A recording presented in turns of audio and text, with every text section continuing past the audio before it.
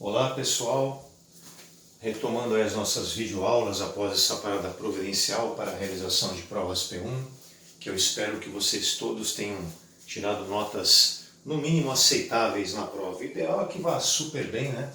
Mas existem alguns que têm mais dificuldade para aprender, estão tendo mais dificuldade também com essas aulas remotas, então as notas sempre variam um pouquinho, né?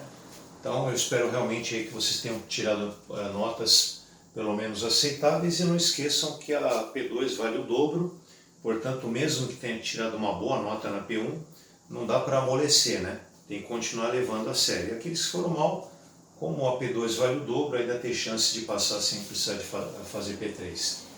Bom, esse assunto aqui, na teoria, não havia, pelo menos eu, né, não posso falar pelos professores de outras turmas, né?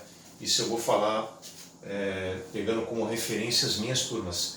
Eu não cheguei a começar a corrosão de materiais metálicos nas aulas de teoria, né? O último assunto visto aí antes da semana de prova P1 foi poder calorífico, né? Poder calorífico superior e poder calorífico inferior. Na semana que antecedeu a semana de prova, inclusive, eu dei uma parada na matéria pós-P1 para poder fazer uma revisão para a prova de vocês, que eu espero que tenha ajudado, né? Detalhe, essa revisão foi feita pelas aulas no Zoom, né? Por isso que não estão disponibilizadas aí no YouTube. Eu não consigo gravar apresentações no Zoom pelo celular, teria que estar usando aí o PC. Bom, corrosão é um assunto que já teve início no laboratório, né? Laboratório número 3, corrosão A, laboratório número 4, corrosão B. Laboratório número 3, corrosão A, só lembrando, foi uma aula presencial, né? Não sei se todas as turmas tiveram tempo de realizar. A minha turma, de segunda-feira de manhã e de quarta-noite, eu sei que conseguiram fazer comigo. Agora, laboratório número 4, corrosão B, nenhuma turma teve tempo de ter essa aula prática, tanto que eu e o professor Pandini fomos até a universidade para gravar o experimento, e eu já mandei para vocês aí, mandei para as minhas turmas, não sei se outros professores mandaram, então eu disponibilizei o gabarito também para os outros professores, né? Para que entregasse o gabarito do questionário do laboratório número 4, corrosão B. Bom, na teoria, vocês vão ver essas primeiras aulas aqui, elas vão ficar um pouquinho fatiadas por causa do tempo que eu perco para montar isso aqui. Então, o que eu faço, né? Eu primeiro monto isso aqui, não preciso fazer isso durante a gravação. Eu perdi aqui, eu não cheguei a contar o tempo, mas eu acho que não foi menos do que 15 minutos, né? Até porque vocês estão vendo que é muita coisa, eu tive que dar um jeito para caber tudo aqui, né? Quem optar por copiar, né? O que o aluno pode fazer é pegar uma folha de papel A4, eu vou sugerir isso aí, acho mais fácil, né? E não anotar na vertical, né? Vira lá de lado, tá bom? Para não ficar tão apertado que nem eu coloquei aqui, tá bom? Bom, na teoria, o estudo da corrosão vai ser diferente da abordagem que a gente faz no laboratório. Por que eu estou falando isso? No laboratório é mais voltado para a química mesmo, né? Agora, aqui na teoria, vocês vão perceber, quando a gente começar a fazer exercício, que não vai ser nessa semana, né?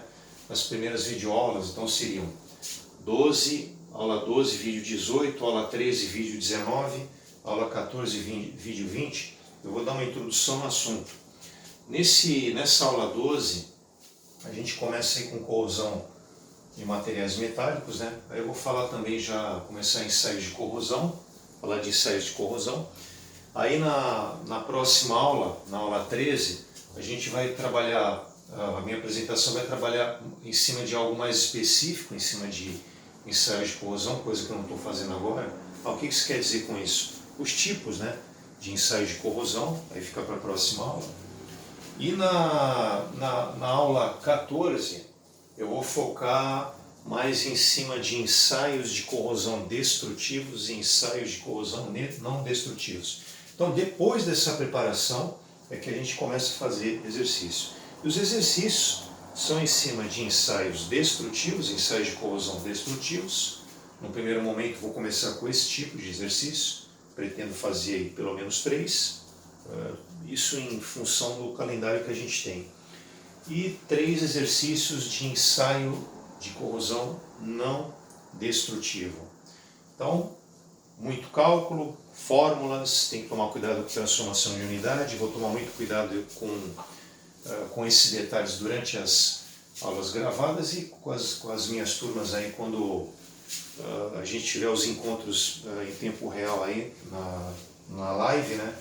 Aqui usando a lousa também que eu comecei a fazer isso aí, tá bom? Obviamente que a gente não pode tornar a coisa repetitiva, né? Tem que fazer uma abordagem um pouquinho diferente quando for a aula gravada aqui e quando for a aula virtual, até porque você tem condições de tirar dúvida, né? Aquele mesmo modelo que eu já adotei na revisão de prova, que parece que funcionou bem. Bom, esse modelinho que está na lousa é um modelo que ajuda bastante o aluno a visualizar o assunto. Por isso que eu acabei escolhendo esses modelos de planos mentais, né? A gente está partindo aqui de corrosão de materiais metálicos, né, que é o tema do assunto aí pós P1, depois de PCC, PCS, PCI, depois de poder calorífico, PCS e PCI. Corrosão de materiais metálicos, vamos lá. O ataque pode ser na corrosão de... Antes de mais nada, o nosso foco aqui no estudo é só corrosão em cima de material metálico, a gente não vai falar de oxidação de outros materiais, tá bom? Oxidação é sinônimo de corrosão aí no estudo que a gente está continuando, né? Eu já havia falado isso em aulas práticas. No laboratório a gente chegou a ver isso aqui, né? No laboratório número 3, corrosão A. O ataque pode ser químico ou eletroquímico. Fizemos experiência lá de ataque químico e o eletroquímico também. Não sei se vocês vão lembrar, se não lembrar, volta lá, dá uma olhadinha no vídeo. Laboratório número 3, corrosão A, a experiência da letra A gente pega lá 3 tubos de ensaio, no primeiro tubo de ensaio coloca pedacinhos de zinco e acrescenta no tubo de ensaio uma solução de sulfato de cobre. No final das contas, né, depois de um certo tempo, se percebe que os pedaços de zinco ficam recobertos com cobre, né? E a solução, que era um azul mais intenso, ela torna-se com coloração azul menos intensa, né? São provas visuais de que acontece a corrosão dos pedaços de zinco. Isso é um caso de ataque químico, né? Porque o zinco está na presença de um meio corrosivo, que é o sulfato de cobre pentaidratado. Eletroquímico foi a pilha que vocês montaram. Me desculpe se eu trocar aqui as lâminas, mas se eu não me engano foi zinco com cobre, né? Com solução de NaCl. O meio usado foi solução de cloreto de sódio.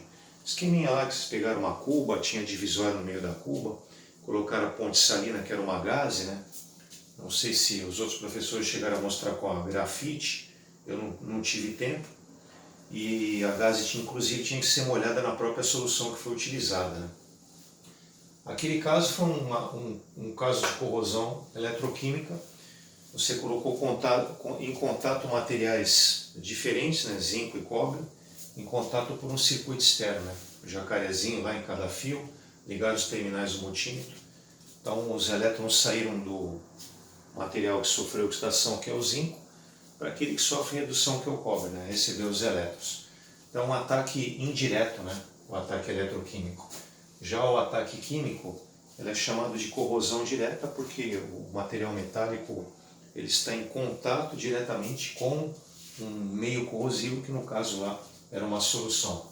Um outro caso de ataque químico, né, corrosivo direto, foi os arames de cobre, se não me engano foram 2, no terceiro tubo de ensaio, e aí eles estavam na presença de solução de nitrato de prata. Depois de alguns minutos se formou depósito de prata em volta dos arames de cobre, né? E a solução, que era inicialmente incolor de nitrato de prata, foi ficando azulada por conta da formação do íon cobre 2+.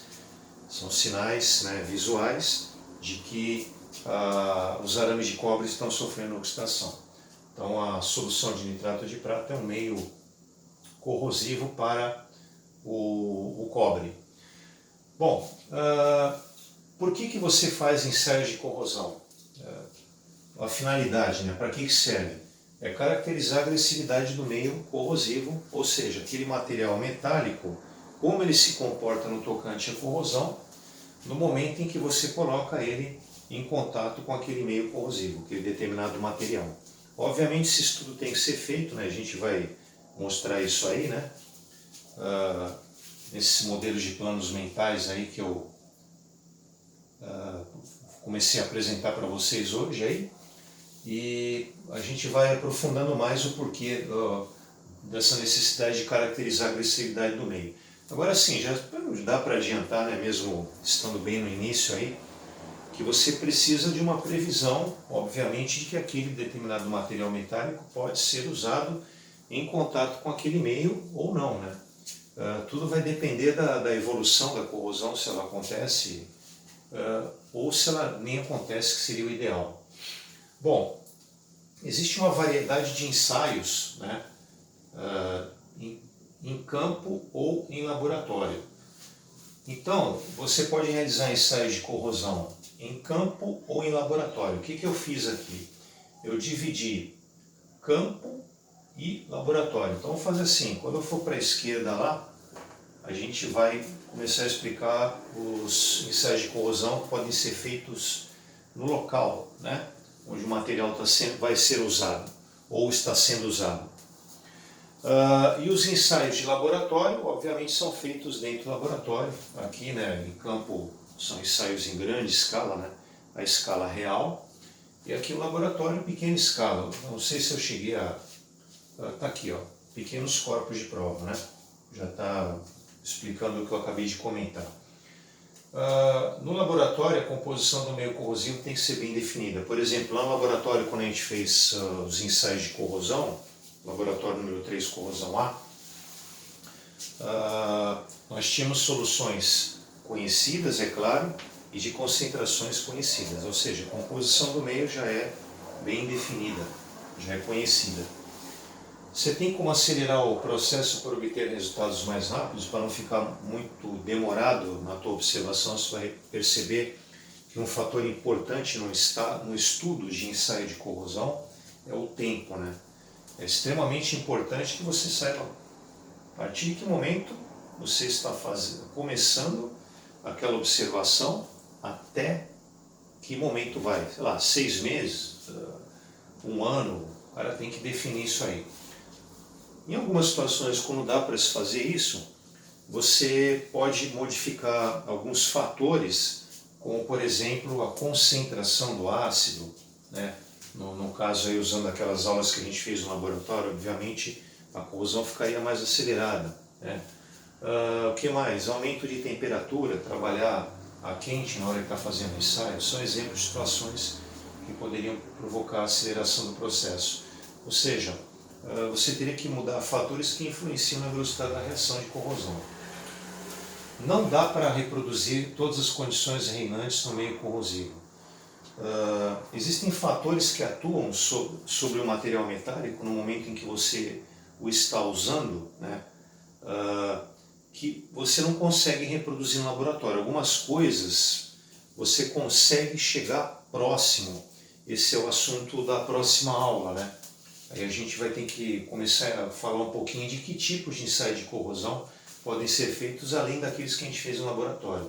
Seria a aula 13, vídeo 19. Agora eu não vou falar disso porque já tem muita coisa para te mostrar aqui.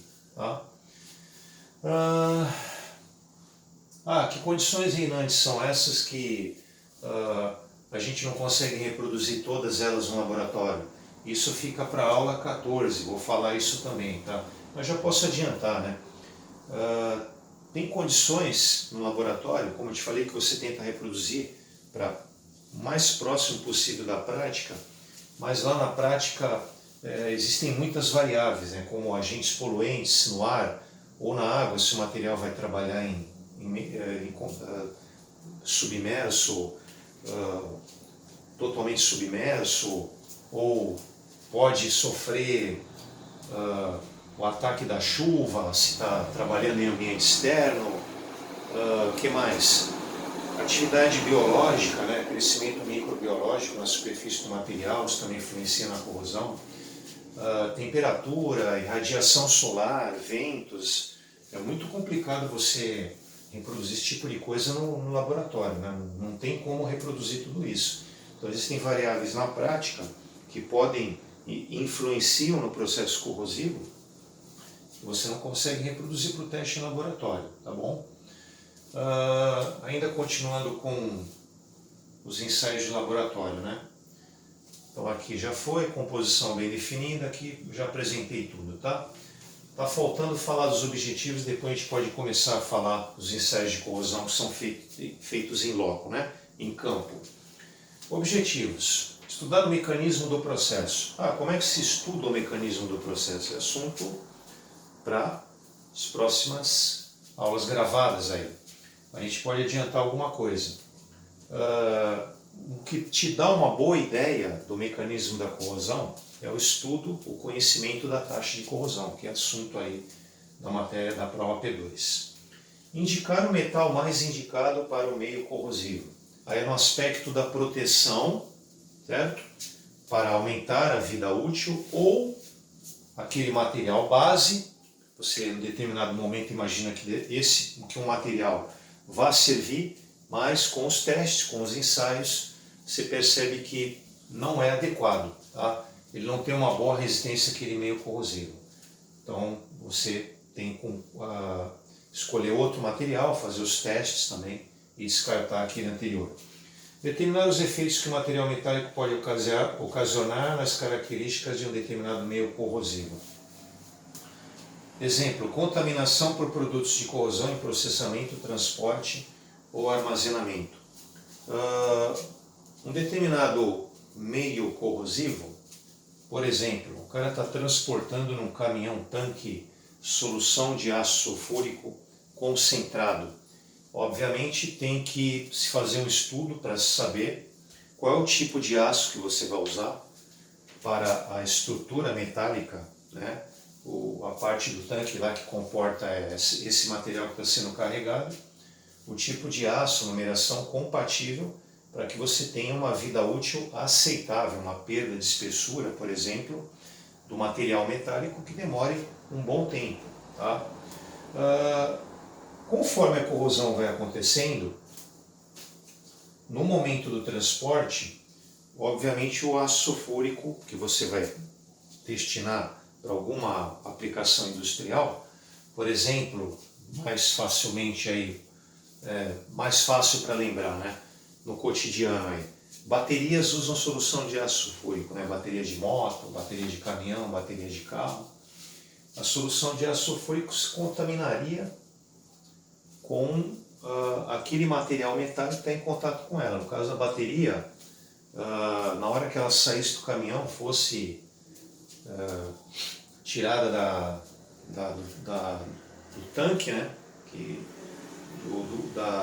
Do vaso, né? Melhor dizendo, tanque não, do vaso lá, que está carregando a solução, você está tirando, passando, sei lá, por um tanque na indústria, para depois, na hora de montar as baterias, colocar essa solução dentro da bateria. Aí essa solução ela já traz com ela material proveniente da corrosão que estava acontecendo no vaso de transporte dela no caminhão, né? Então, isso poderia prejudicar até o funcionamento da bateria, né? Estou dando um exemplo para vocês aí, tem uma infinidade de exemplos que a gente poderia dar. Ácidos são usados para produzir determinadas substâncias na indústria, né? Material de química fina, aí precisa realmente material de alta pureza, e aí o material já estaria contaminado, né? No processamento também você tem contato do produto com materiais metálicos, e quando você, eu vou continuar no exemplo do ácido sulfúrico, está produzindo ácido sulfúrico, e aí ele tem contato com tubulações, bombas na hora que está sendo transportado, e ele já vai provocando a corrosão, e aí parte desse material proveniente da corrosão, né, ele acaba se dissolvendo no ácido sulfúrico, também causaria contaminação do material que terá um uso posterior, no caso aí o ácido sulfúrico. E o armazenamento é no momento que você não vai usar aquele produto na hora, né? Continuando aí com o ácido sulfúrico, que vai ficar armazenado num tanque lá durante um certo tempo. Obviamente você tem que fazer um estudo para saber qual é a estrutura metálica que você tem que usar nesse material do tanque, né? Porque a corrosão vai acontecendo, mais uma vez se contamina lá o material que está lá armazenado. Então, a corrosão ela pode prejudicar a composição de um determinado produto, uma determinada substância que está sendo produzida na indústria, no momento em que você a está produzindo, no momento em que você está transportando lá no caminhão, né? Estou dando exemplo do caminhão, mas tem coisas que são transportadas aí, gasolina, óleo bruto, o gasoduto que transporta gás natural, a própria água que chega nas nossas casas, né? Um exemplo também em cima disso que eu estou falando aí, são os filtros que a gente precisa, né? Eu cheguei a falar isso para as minhas turmas nas aulas de ETA, né? As tubulações não podem ser de PVC, né? O PVC é quando chega na área da tua residência, lá, tua casa ou edifício, né? As tubulações são de aço, o aço tem ferro, aquele material com cor marrom, quem tem o hábito de fazer isso na sua casa, como eu, ou no prédio que mora, já chegou a ver isso aí, tem um troço chamado refluxo, né? Na hora que você faz o refluxo, a água sai realmente com cor de barro, né? Boa parte disso aí é o ferro oxidado, né? Então se encaixa nisso aqui, né? Na hora do transporte. Não é transporte por caminhão, né? Transporte por tubulações, né? Que vão carregar água para a tua casa. Acho que deu para entender isso aqui, né? Agora vamos falar dos ensaios de corrosão em campo, né? Bom, aqui são as condições reais, né? As condições de uso, né? Aqui vai ser submetido o material. São testes que você tem que ter mais paciência, tem que ficar por um longo período de tempo, tá? Mas é decisivo para verificar a resistência da corrosão de um material metálico. Por que é decisivo? Bom, primeiro você está fazendo um ensaio que vai ocorrer nas condições a que aquele material metálico vai ser submetido, ou seja, condições em que ele realmente vai trabalhar. Como dito anteriormente, no laboratório é mais complicado isso aí. Então, obviamente, vai ser decisivo para que você consiga fazer um diagnóstico com relação à corrosão do determinado material metálico, no tocante à sua resistência. Condições de ataque muito variáveis, né? As variáveis eu já vou citar aqui, então tem vários exemplos aqui, ó. Ação de fatores como atmosfera, umidade. Deixa eu matar essa parte aqui, vou deixar ali por último. Então, as condições de ataque são muito variáveis e mesmo fazendo o teste em campo, né? Que é as condições reais, a gente tem a dificuldade aqui no laboratório já citada, você não consegue reproduzir no laboratório as condições reinantes na prática, mesmo assim você não consegue controlar tudo, né? Porque às vezes você está lá fazendo um ensaio, uma determinada concentração de sais na água, de poluentes, de oxigênio, e isso é dinâmico, né? Qualquer mudança nisso aí, a própria natureza ou descarga de poluentes, ou uma chuva, se for em região industrial, tende a ser uma chuva mais ácida, modifica o pH do meio, faz um teste lá por longo período, aí não significa que nesse longo período não possa, fora desse período, ter uma mudança drástica por causa de mudanças climáticas ou poluentes, como eu falei, descarga de poluentes, alguma modificação, algum descontrole, né, porque tem que ter fiscalização. E aqui vocês vão perceber que tem fora isso que eu estou falando, tem muita coisa ali que você dificilmente vai conseguir controlar, né? E quais são os objetivos, né, dos ensaios de corrosão feito em campo? Estudar a eficiência de medidas de proteção anticorrosiva, né, que é o assunto do laboratório número 6, corrosão D, a última aula de corrosão. Existem vários métodos de proteção anticorrosiva que você pode utilizar, isso vai ser falado mais para frente nessas aulas, né? Exemplo, anudo de sacrifício, revestimento metálico anódico protetor, são ensaios que você chega a ver no laboratório, né? E selecionar o material mais adequado, né, para o meio corrosivo. Se estudo chega mais próximo de uma condição real, você tem menos chance de errar, né? Porque na hora que tiver em uso, as coisas são piores, né? Aí você tem que parar para fazer reparo, pode acontecer acidente, para o processo. Outra coisa importantíssima para os ensaios de campo é que você consegue estimar com uma certeza maior do que a gente já falou disso, né, do que os ensaios em laboratório, estimar o tempo de vida útil daquele material, a durabilidade, né? Existem algumas referências no teu trabalho que estão relacionadas às condições de serviço a que aquela peça vai ser submetida, que são decisivos para que você possa avaliar a durabilidade, né? Uma coisa importante é que o material ele tem que, durante o tempo de vida útil dele, apresentar uma resistência mecânica que ela aguente uma tensão sobre fratura, né? Se você tiver uma fratura na peça, a resistência mecânica dela está totalmente comprometida, ela não vai aguentar o trabalho, tá? Bom, por que a avaliação do meio corrosivo no estudo de campo, né, nos ensaios de corrosão de campo, proporciona uma avaliação mais correta, né, resultados mais completos? Bom, quando você está fazendo um trabalho como esse, um ensaio de corrosão em campo, você inclui vários fatores, né? Tem outros aí que eu não coloquei por problema de espaço, né? Aqui você também tem fatores que podem acelerar e retardar, só que esses são fatores presentes no próprio meio a que o material metálico vai ser, vai trabalhar, nas condições em que ele vai trabalhar, tá bom? Fatores como atmosfera, umidade, temperatura, tudo isso aqui pode influenciar numa corrosão mais acentuada. Então, são fatores que você tem que levar em consideração na medida do possível, naquilo que for possível controlar, né? Agentes poluentes presentes no ar, tem que fazer um controle da poluição no momento em que você está fazendo esse teste por longo período de tempo. A chuva, a acidez da chuva, a presença de ar, onde esse material metálico vai trabalhar, atividade biológica, né?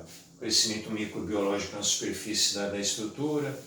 Então, dá para ter uma ideia de que, assim, não é uma coisa fácil você fazer um ensaio de corrosão e escolher um determinado material. Não é uma brincadeira. É um assunto muito amplo, que o tempo que a gente tem, né, para o estudo de corrosão, ele é um tempo curto. Mas o que a gente espera é te dar uma boa ideia, né? Obviamente, leituras extras aí ajudam bastante. Um livro que eu indico aí para os alunos é o livro do Vicente Gentil. Eu mesmo tenho aqui a edição um pouquinho antiga já, né? A edição de 1996 em casa, mas existem edições atualizadas do Vicente Gentil.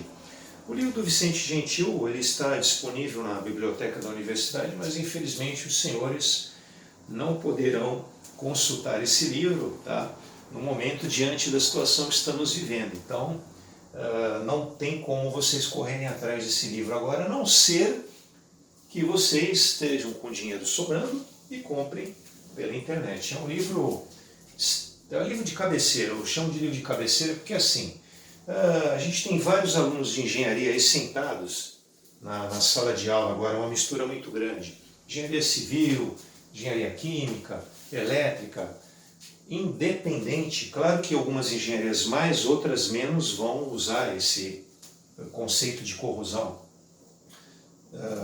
no momento lá de efetuar o trabalho.